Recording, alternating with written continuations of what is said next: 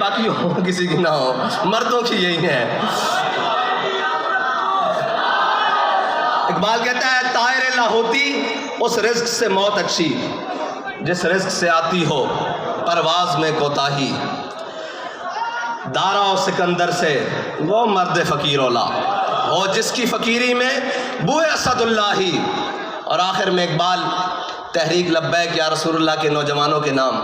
اور ان دھڑکنے والے دلوں کے نام بھی کہہ کے گیا ہے جو آپ کے مشن اور آپ کے نظریے کے ساتھ دھڑکتے ہیں۔ اقبال کہتا ہے آئین جواں مرداں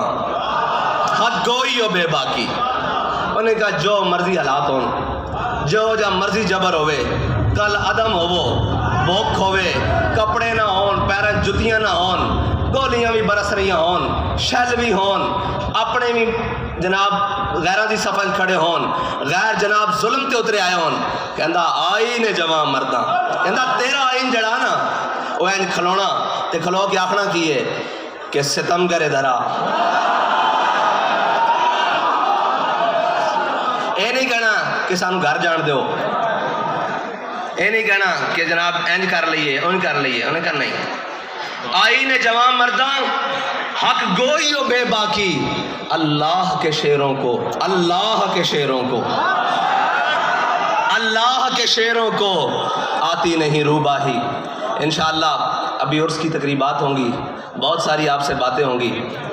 تو میں نے تو یہ کہا کہ میں نے جب سے کل زخمیوں کو ملا ہوں نا تو سمجھتے تھے کہ بڑا جذبہ ہے، بڑا شرمندہ جذبہ ہے اندر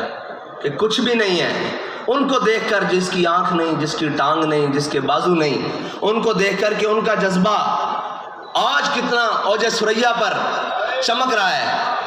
اور کس مقام پر ہے، تو میں نے اپنے اندر جو اپنا جذبہ محسوس کیا یا اپنی جو بات محسوس کی وہ بڑی شرمندہ بات کی۔ آپ بہت بڑے لوگ ہیں اس لیے کہ آپ کو حضور کے دین کے لیے چن لیا گیا ہے،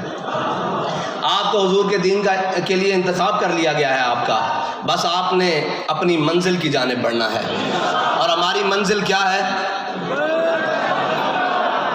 اس کے لیے جو قربانی ہو، جو کچھ بھی ہو، ہم نے جانا